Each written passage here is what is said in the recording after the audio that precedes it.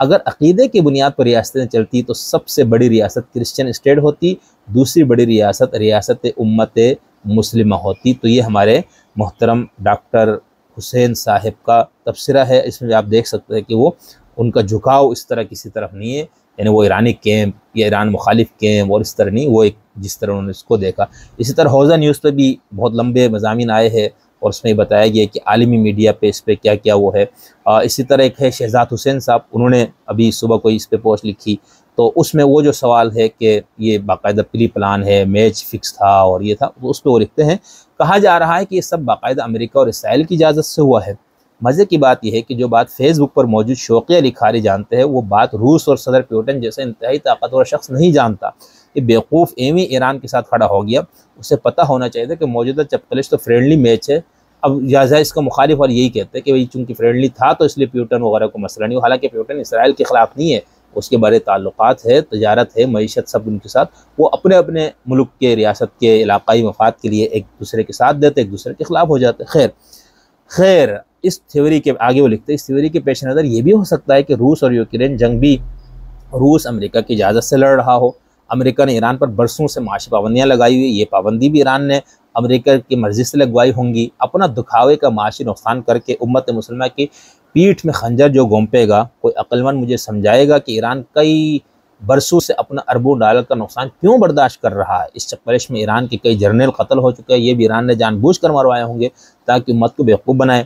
2 دن پہلے انہوں نے اسرائیل کا ایک بحری جہاز بھی قبضے میں لیا تھا، اس کی بھی امریکہ سے اجازت آئی ہوگی۔ اردن جو ایرانی میزائلوں کو انٹرسپیٹ کر رہا ہے، اس کی اجازت بھی ایران نے دی ہوگی، اور اس امر کے بعد ایران نے شام والا روٹ استعمال کیا جو قدرے کارگر رہا۔ اس روٹ کی تبدیلی کی اجازت بھی امریکہ نے دی ہوگی کہ اردن کے راستے مزید سے مزہ نہیں آ رہا، شام کے راستے بھیج دے۔ خیر کہانی اس سے بہت لمبی ہے، بہرحال انہوں نے اس کا آگے لکھا ہے۔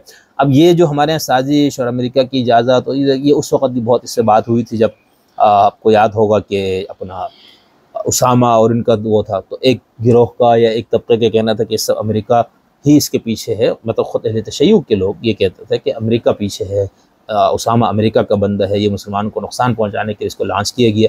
اس کا مخالف قوم کے لیے اسامہ بڑا ہیرو تھا۔ تو یہ اس طرح سے لوگ دیکھتے ہیں، ٹھیک ہے، اپنے اپنے مسلکی، مذہبی، اعتقادی اور باقی جو آپ کے اپنے خیالات اور آراء اور ان سب کے اندر رہتے ہوئے آپ لوگ تجزیہ دیتے یا میں دیتا ہوں کوئی بھی، تو پھر اس طرح کی بہت ساری چیزیں آتی ہیں۔ ایک آخری وہ پڑھ کے پھر میں اس کو ختم کرتا ہوں۔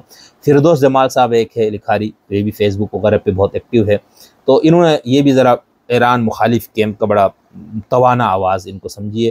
یہ لکھتے ہیں خواہ یہ جنگ نقلی ہے، یہ ڈرامہ ہے، چاہے یہ ملی بھگت کا نتیجہ ہے، کسی بہامر رضامندی کا شاخسانہ ہے، پھر بھی پوری مسلم دنیا میں کوئی تو ہے جس نے اسرائیل کو بظاہر ہی صحیح للکارا، اسرائیل کو بتایا کہ ہم بھی زندہ ہیں، عرب ممالک میں تو اتنی بھی ہمت نہیں ہے، وغیرہ وغیرہ۔ اب یہ کہہ رہے ہیں، یہ لکھنے کے بعد یعنی یہ ایک لوگ اس طرح سے کرتے ہیں، کل رات سے ایک طبقہ مذکورہ بالا بیانیہ لے کر گھوم رہا ہے، یہ سطحی جذباتیت کے شکار لوگ ہیں۔ میں نے پہلے کہا تھا ایران مخالف کیمپ میں بڑا توانا آواز ان کی۔ آگے لکھتے ہیں جو مختلف یہ سطحی جذباتیت کے شکار لوگ ہیں جو مختلف جذبات اور وابستگیوں کے زیر اثر اپنے جذبات کی تسکین کا سامان فراہم کر رہے ہیں، انہیں مشرق وسطیٰ کی سیاست اور صورتحال کی تصویراتی گہرائی کا کچھ بھی ادراک نہیں ہے۔ یہ عربوں کو گالیاں دینے اور یہ عربوں کو گالیاں اور تانے دے رہے ہیں کہ ایران نے چلے حملے کا ڈرامہ تو کیا تم نے، مگر آج تک کیا کیا فلسطین کے لیے؟ انہیں اپنی معلومات میں اضافہ کرنے کی ضرورت ہے کہ عربوں نے فلسطین کے لیے چار جنگیں لڑی ہے۔ اب یہ میں نے چونکہ شروع میں بتانا تھا تو ان کی پوسٹ میں ایک چیز موجود تھی تو اس میں اس پر زیادہ ٹائم نہیں لگا، یہ بات ٹھیک ہے۔ اور یہ سچ مچ کی جنگیں تھیں جس میں طرفین کے سپاہی لوگ مارے گئے، جانی نقصان اٹھایا۔ پہلی عرب اسرائیل جنگ مئی 1948 جب سعودی عرب، عراق، مصر اور اردن کی فوجیں اسرائیل میں داخل ہوئی اور 6 علاقوں کو چھین کر واپس فلسطین کو دیے۔ دوسری عرب اسرائیل جنگ 19 اکتوبر 1956، تیسری عرب اسرائیل جنگ جو ہے مئی 1967، چوتھی عرب اسرائیل جنگ 1973 جب 204 طیاروں، 2000 ٹینکوں اور 1000 توپوں سے عربوں نے اسرائیل پر حملہ کر دیا۔ یہ حملہ حالیہ ایران کا شغلیہ حملے کی طرح نہیں تھا کہ جس کی تاریخیں ایک ہفتہ سے جو بائیڈن دے رہا تھا اور رات ڈرونز کو روانہ کرتے باقاعدہ رخصتی کی گئی۔ یہ حملہ اچانک تھا، اسرائیلی قوم یوم کپور کے جشن میں مصروف تھی، اسے سنبھلنے کا موقع ہی نہیں ملا۔ عربوں نے پورے صحرائے سینے کو چھین لیا تھا۔ اسرائیل کا جوابی حملہ ناکام ہو چکا تھا۔ اسرائیل وزیر اعظم گولڈ امیر خودکشی کرنے کا سوچنے لگی تھی، اور موشے دایان وزیر جنگ استعفیٰ دینے لگے تھے، کیونکہ ان سب کے مفروضے غلط ثابت ہوئے تھے۔ مختصر یہ کہ عربوں نے اسرائیل کے ساتھ جنگیں لڑی ہیں، اور باقاعدہ جنگیں لڑی ہے، جس میں دشمن کا بھی نقصان کیا اور اپنا بھی نقصان کرایا، مگر طاقتور عالمی طاقتوں کا اسرائیل کی طرف جھکاؤ کی وجہ سے عرب میدانوں میں جیتی جنگیں ٹیبل پر ہارتے رہے ہیں۔